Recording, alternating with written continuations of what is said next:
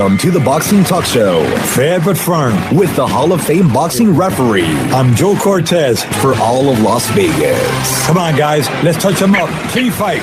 I'm Joe Cortez, fair but firm. With fair but with firm, here's the champ. Hey, guys, welcome to the Fair but Firm Show. Here with Joe Cortez and my co-host, John Zemel. Here from Las Vegas, Nevada, the boxing capital of the world. And Yes, you know sir. what? Sometimes we think we're in hell here. It's so hot.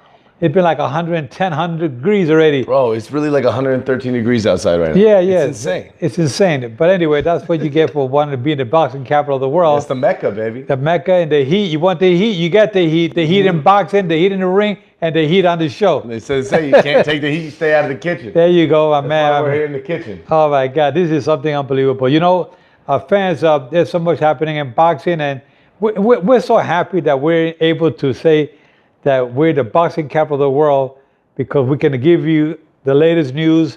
Right now, there's a lot of buzz going on about Mikey Garcia. Yeah, and Errol Spence, both sides talking. But you know what? He's got a little tough fight with Robert Easter coming Yes, up he does. first. He wants to get the lightweight division at the Unified, yeah. the Unified. But Mikey Garcia is definitely one of my favorite fighters in most recent years. What do you think about that fight? How do you have that fight? Because obviously, I mean, there's a huge weight jump. It is a huge weight jump, but you know, Robert Garcia has the talent. He got the skills. He got the moves. You know, he's a good boxer. He's a hell of a puncher with either hand.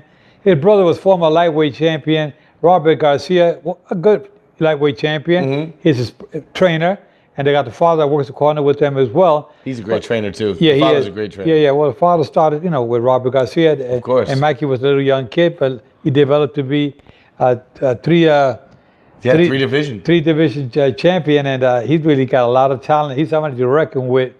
Believe me when I say in the very near future, you could be saying pound for pound, he'll be one of the top two in boxing. Really? Because that's how good he is. Wow. You know, he's really got the talent. He got what it takes. And I've been telling his brother, said, Robert, you are a champion, no disrespect to you, but your brother really got the talent. He's really gone up above everybody. I mean, he's really one of my top ones. And Robert told me, Joe, you always told me that. He said my kid brother was a great fighter, and he is. So we'd like to see him with Robert Easter. Yes. It's going to be an interesting fight, but I think that Easter going to have his hands full with. Yeah, undeniably. I agree with you. And I like Robert Easter. I mean, the guy's undefeated. He's a good fighter. He's had a couple of close calls in the last two. I mean, he's probably not as good as his record, but he's still someone to be reckoned with. And fighters get better when they're at that stage in their career. And so you have no idea who we're going to see coming out against Mikey Garcia. But we do know who we're going to see against him, and that's Mikey Garcia. And Mikey Garcia is the real deal. And I mean, like you said, I mean, he's a pound for pounder on anyone's top 10 list. And he's just, I mean, he's an absolute rock star. Took 2 years away from the game for promotional reasons, came back, and is just as good, if not better, than he was then. He showed it this year earlier against Sergey Lipinets, and I could not be more excited to see what he's got to show us against Easter. But this whole Errol Spence talk just seems insane. I mean, we're talking about a guy who's, he's conquered 40. He came in at, 126 is how he started his career? And now he's talking about fighting the 147-pound champ? I mean, that's something. I mean, wow. Well, and I say that with giving him credit. He's always talked about you want to talk about being the best. You got to beat the best, and he's willing to put his money where his mouth is, literally. Yeah, well, you know, Manny Pacquiao was the same thing. When Manny Pacquiao won his first world championship, of which I was a referee, at 118 pounds here in Las Vegas. My God. You know, so it tells you these fighters, they're young, they start developing. I mean, look at Manny Pacquiao. Where did he end up at 155? 154, yeah. That's crazy. So I mean, these guys, you get to see these fighters that come out of nowhere. All of a sudden, they're fourth division higher by the time they retire and winning some of those titles. So yeah, look at Lomachenko, what he's doing. Lomachenko's doing it. Just 13 fights. Yeah, it's unbelievable. Exactly, and look at Oscar De La Hoya did it. You know, from lightweight all the way up to a super welterweight champion. So super welterweight. You got a lot of young fighters here these days. They get to develop. That's why I say you see them at a young age.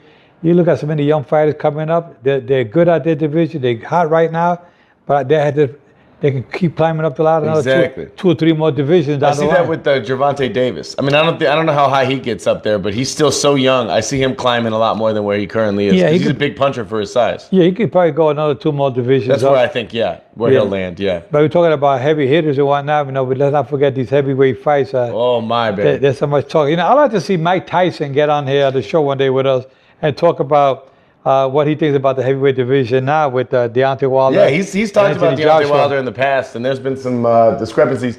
It's kind of funny because we talked about it. You know, these guys all have to believe they're the best, right? I mean, you have to believe you can beat anyone. Right. You're not going to come out there and say, no, he'd beat me.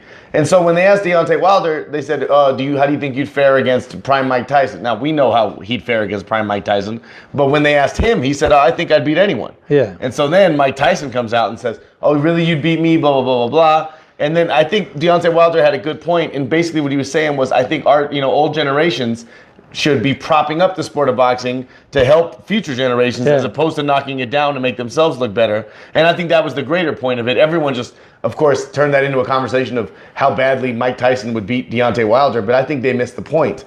And the point is that, and I think you'd agree with me, it's good for the good of the sport if every generation helps.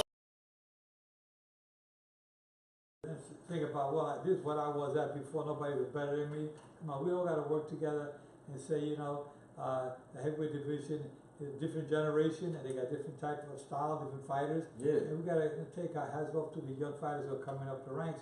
And I think that Mike Tyson was definitely one of the better of all time. Undeniably, yes, I agree. He could punch. He had the speed. He had it all.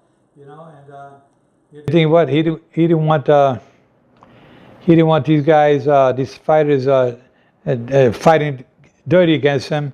Get some fighters fighting dirty against. That's why Mike Tyson get upset. He always said, Joe, if you were the referee, some of those fights that I had those controversial endings, none of this would have happened.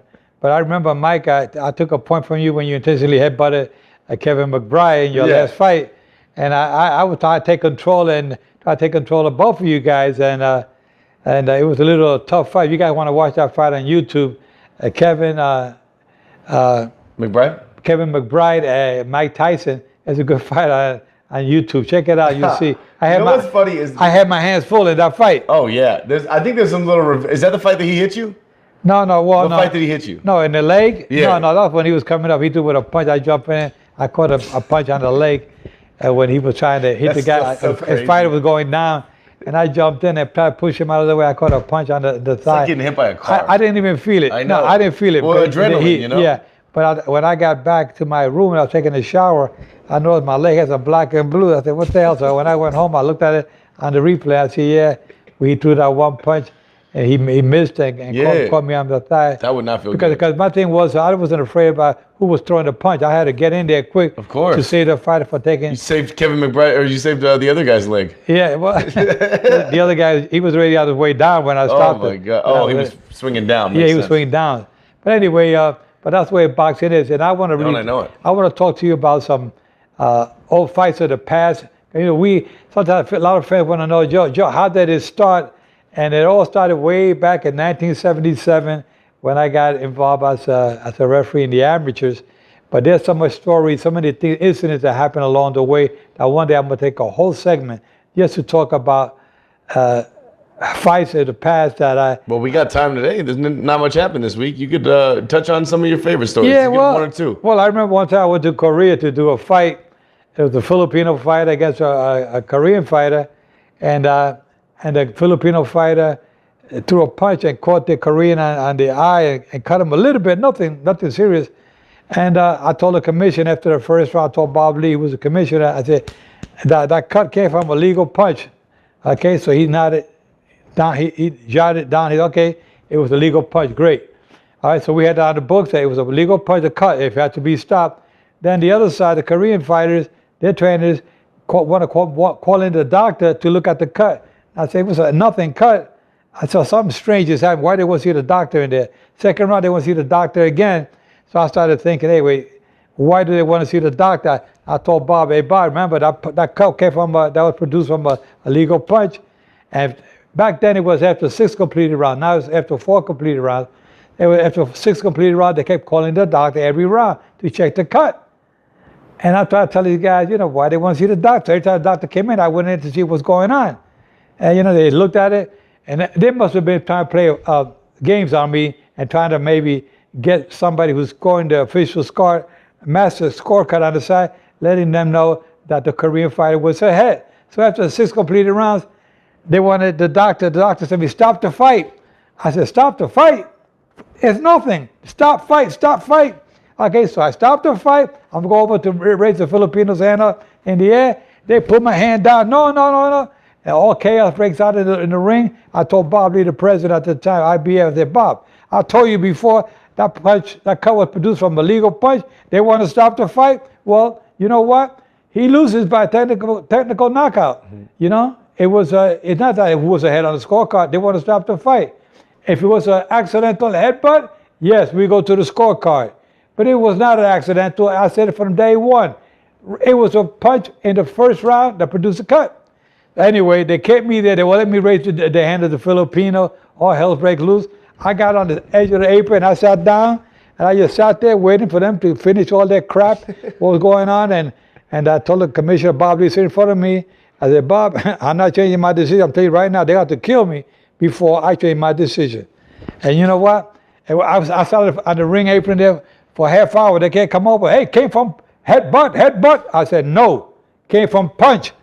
And they kept wanting me to change it. I was going to change it. Anyway, they took me out of the ring about an hour later, put me back in some room, and Bob Lee and his wife took me back to the small room, and they would try to come in and say, Joe came from headbutt. Meanwhile, the people out there still waiting.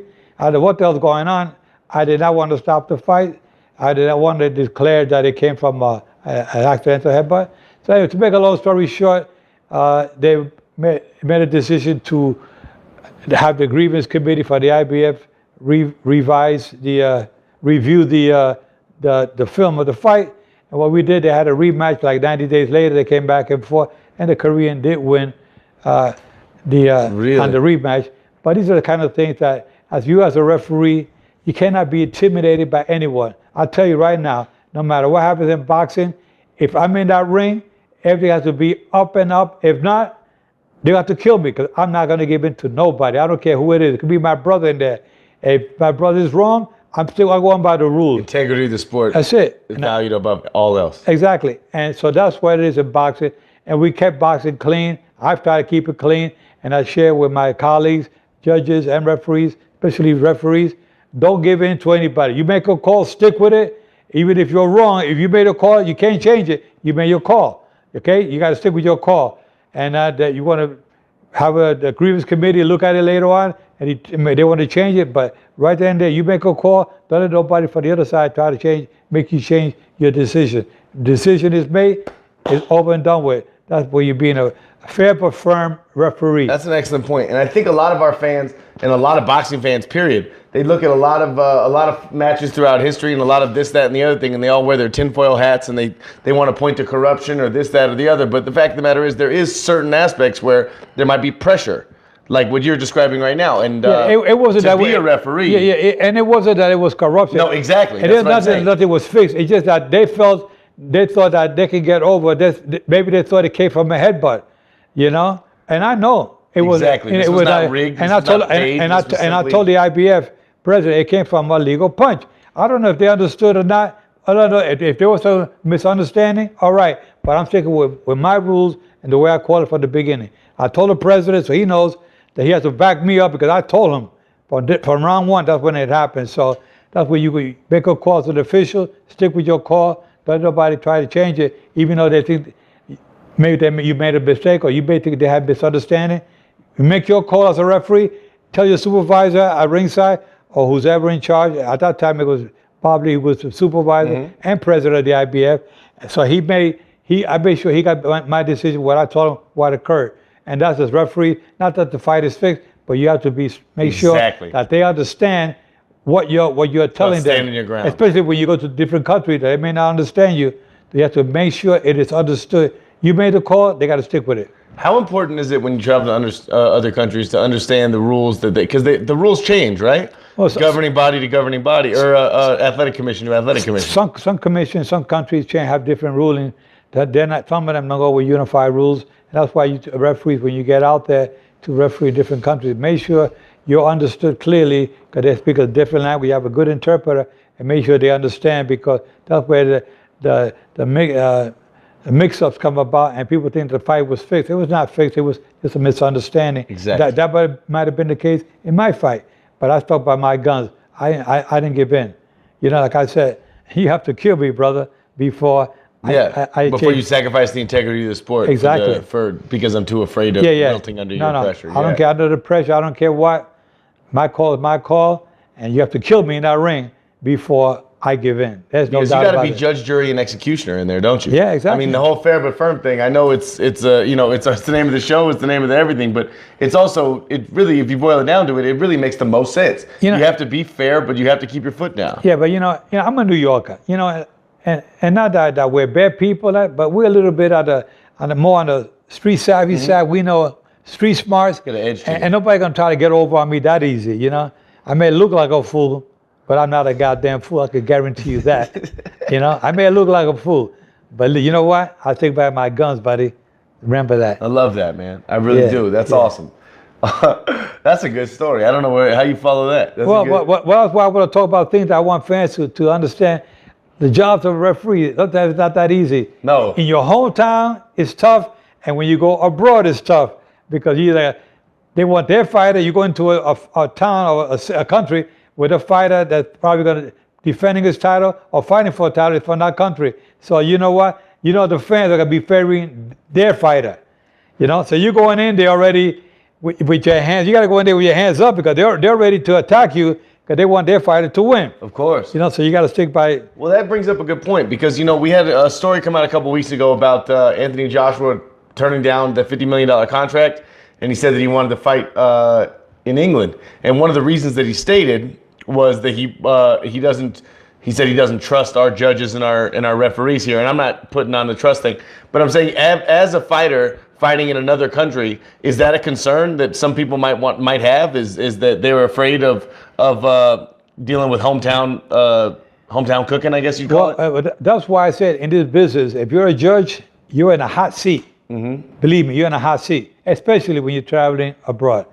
Now, if you have that little fear, you're not saying I'm saying you're a punk, but if you don't have that little street savvy inside of you, they say, you know what, I'm gonna call it the way it is. I don't care what.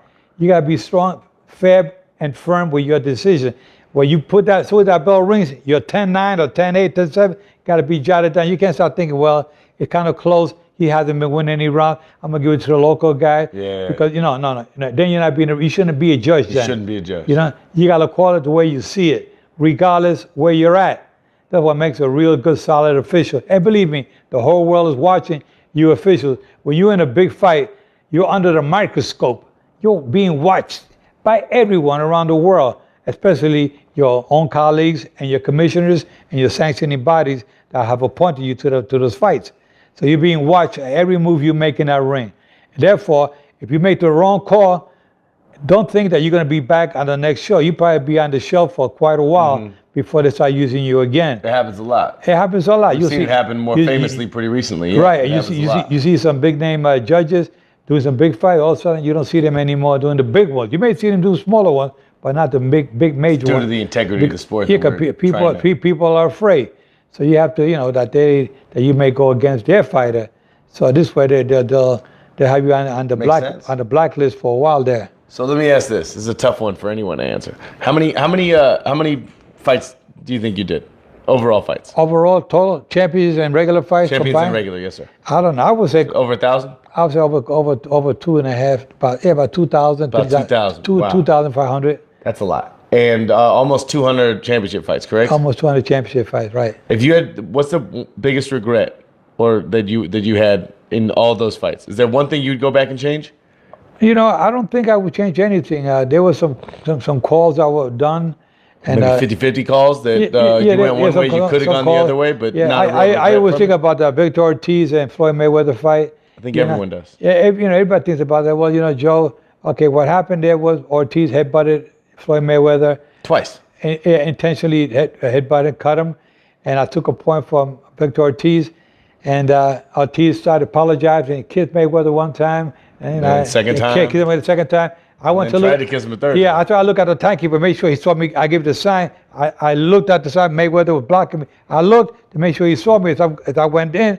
And he said, yes. Next thing I know, I see a left and a right. Boom, boom. Boom.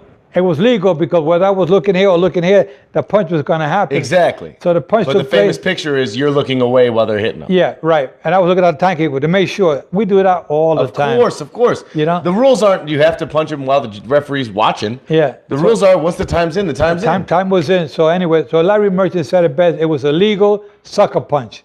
Regardless of what you see at the replay that I looked at the timekeeper. Yes. It was more like a unsportsmanlike, but it was like legal, but Yeah, it was kind of a cheap shot, but it was 100% it's legal. like if I tell you, hey, look at your shoes untied, you look down, boom, I bang you. You know what? Was it against the rules? No. It was legal, kind of a cheap shot. but it was unethical. You know, it was there's no point deduction for that because it's not a foul that was caused by the fighter who threw the punch. 100%. It was the fighter himself who lowered his guards again the third time. What are you gonna lower your guards for? You touch gloves only once, the beginning of the fight and at the end of the fight. Other than that, you don't have to start hugging and embracing. But Victor Ortiz, you know what? He admitted to me on one of my talk shows on ESPN. He said that he apologized so bad for what happened on that. It was his trainer that told him to start headbutting Mayweather. And I said, what? He said, yeah, you know, he said, I got rid of the whole team. And Victor Ortiz happens to be one of the nicest guys you want to meet. Yes, you've heard that from a lot of people. I've been with him. We've had lunch. We've been together with my show on ESPN. And what a great fighter, great gentleman he is. And He's a good ambassador for boxing, too. He does a ton of other shows. Yeah, I remember he was in the Expendables. He was on Family Feud. Yeah, he's a great ambassador for the sport, which you like. He's a good talker. He got a good, sharp handsome mind. Guy. Handsome. I think he can still give a lot to boxing. I hope one day we can still do things together. Outside of the ring, yeah. Yeah. I think we can do. He likes to work with the kids as well. So maybe one day you'll see us doing some things together with the kids out there. Because Victor Ortiz is one of the nicest guys. So what you're saying is he told you that his team directed him that once he got into kind of deep water to play dirty against Floyd, try and knock him off his rhythm. Yeah, that's what he told us. He said they told me to use my head. And when you watch it, it was obviously an intentional headbutt, but there was a time before that, and either the round before where he tried to, and he obviously didn't get it off, so you just kind of, I guess, keep going. But he was clearly looking for a headbutt there. I mean, and he got one, and it was. And honestly, the fight was kind of going his way for the most part. He was fighting all right. He was fighting okay. I mean, he wasn't winning, but he was doing okay. He was holding his own against Mayweather. I mean, he was the I think Ring Magazine newcomer of the year. He was the man coming into boxing. Yeah. And then you go and fight the biggest payday of your life, and you get kind of scared, nervous. And what Floyd always talks about the lights, right? And you've talked about the lights, being the referee. Right. You don't expect it till you walk out there. When you walk out there, it's different. And I can't even say it from experience. But when you walk out there and you first, as opposed to you're fighting your whole life. But once you're in that room, in that arena, in that T-Mobile or that MGM or that Barclays Center, and there's that many tens of thousands of people and those lights, you buckle a little bit unless you're used to them. And that's where experience comes in, where, inexperience will kind of fail. Exactly. Same thing with referees and judges. Of course, we've talked about this. You got to referee a big fight or judge a big fight, a mega fight. You're under a lot of pressure. You know, like going into the arena, and this is where, as an official, you have to take control of yourself, take a deep breath, and be ready to get ready to do your thing while you're judging the fight or refereeing the fight. It's not that easy. No, there's a lot of pressure that comes in, especially one of these super fights. Yeah, when you're a referee, the guy gets cut, the fighter gets knocked down, the other one gets knocked down. There's some rough tactics inside. It gets to be a little rough, and you as a referee, you got to take control of everything. You have to be multitask to be able to deal with that pressure. Keep control of this fighter. Mike Tyson, take control of him, or take control of Lennox Lewis or Holyfield. And, you got big guys in there, and you got to make sure that you're in command, because you can't let the fight get out of control. Absolutely. And this is where the people say, wow, you guys got a tough job. Damn right we do. But you got to be able to handle it. So I did it for 35 years, and I was very glad that I was able to. And one of the greatest to ever do it. I mean, as referenced by your, Hall of Fame induction. Well, my induction in 2011 was an honor. And I know we've done this. Our fans have probably heard this 100 times, but anyone who this is their first time hearing, will you tell who else was in your class? Because this is my favorite thing. Mike Tyson, Julio Cesar Chavez, Sylvester Stallone, Costa Zoo, National Berenstein, the trainer, and myself. That's 6 inductees every year. That's amazing. And that was Sylvester Stallone, Mike Tyson, Julio Cesar Chavez, and Joe Cortez. And I know, Nacho Berenstein, and who's the other gentleman? Costa Zoo. Yes. Yeah, just amazing. It was amazing, class 2011, and we had so much fun doing that induction and spending the whole weekend with my colleagues, that came up from Nevada, and Joe Brown, one of our commissioners, was up there. And it was such an honor then to see Mills Lanes and Richard Steele to follow me into the Hall of Fame a couple of years later. Yes. That was also a great honor to have my... Kind of helping pave the way for... I know were you the first? We've talked about this. Yeah, I was the first to go in, and I would have loved to have seen Mills Lane go in first, then Richard Steele, then I would have been last. That would have been okay with me.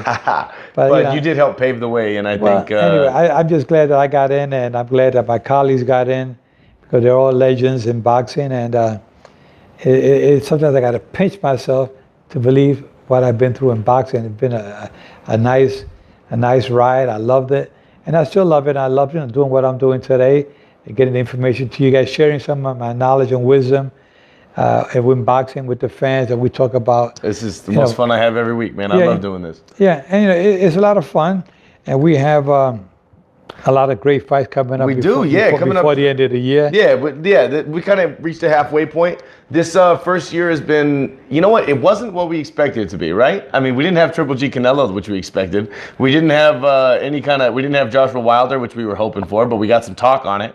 But what we did do is we got Mikey Garcia coming right back.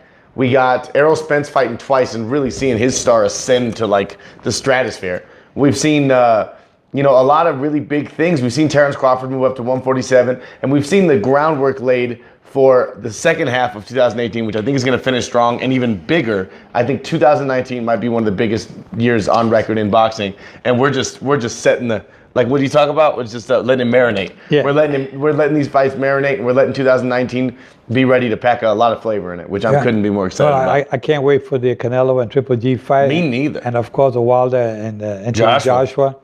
Mikey Garcia, Errol Spence, Keith Thurman, Sean Porter, Danny Garcia. The welterweight division is so hot. Vasily Lomachenko. Oh my God, you name it, dude. This sport is booming right now, ready to explode. Yeah. Oh, actually, we had a question on Saturday that I wanted to from the fan that we didn't get to because we were on a roll. And if you haven't checked out our Saturday show, make sure you do because it was a really good one. It was that he was asking, where do you rank Jermall Charlo in the middleweight division? And I'm curious because you obviously, you got Triple G and Canelo, you got Jermall Charlo, you got Danny Jacobs. Those to me are the four big middleweights right now. How do you rank those four? Well, right now they're all any one of those guys can be top pound for pound, top 2 or 3 in the world right now. I mean, they're a good middleweight division. And before we go off the air, I want to just remind you guys our AM FM station. Oh yeah. Here in Las Vegas, we're on Saturdays. Every Saturday, 11:30 a.m. We're at 7:20 a.m. Sorry, 11:30 in the morning is what I should have said. 7:20 a.m. and 101.5 FM. It's right. KDWN, KDWN. Right. So that's our new home on Saturday mornings. On radio. So you go on your computer or go on your Godzilla and tell Godzilla, not Godzilla. I don't know what it is. Alexa. Oh. Godzilla's my cameras. Alexa, you got all these social media, all these cameras, all these things in our head. You mix up all these names, Godzilla, and Siri, and all of them. Siri, right? So this is Alexa. You say, Alexa, connect me with 101.5 FM, Las Vegas. K-Don. Yeah, and they'll go right on to your Alexa. You get to hear our program live from Las Vegas, a beautiful station that we talk about. And last week, we actually were able to post a little behind-the-scenes video. You'll see it on Facebook as you go on Joe's Facebook. You'll see that, and then we're about to post on our YouTube channel, which is Charlie's Joe Cortez, the YouTube channel, right? It's called Joe Cortez. Joe Cortez. This is called under Joe Cortez YouTube channel. Joe Cortez. It's gonna be. We're gonna post our that direct show again, but we're gonna try and do some more of those behind-the-scenes takes because I really like that. That was fun. Yeah. So there's a million ways to watch this show. YouTube. We just thank you for watching it. One of them. Yeah, watch YouTube. You'll see the show on yesterday's Saturday's show on radio. You see it on YouTube. You're going to see a lot of stuff on there. We try to get as much social media to get you fans to enjoy what's happening with the latest unboxing. Absolutely. And as always, iTunes, Google Play, Audio Boom, we got all those too. So, really, there's no reason no one can say they don't watch us because they can't watch us. Let's put it that way. And you can't say that Joe retired because I'm more active now than I've ever been before, guys. I'm talking to retire, take it easy, be on the beach, drinking a margarita, relaxing some sandy beach someplace. Mm-hmm. You know what? I'm working my butt off more than ever before, but I love it. With that said, guys, Keep your guards up at all times. And remember, I'm fair, but I'm firm. Touch him up.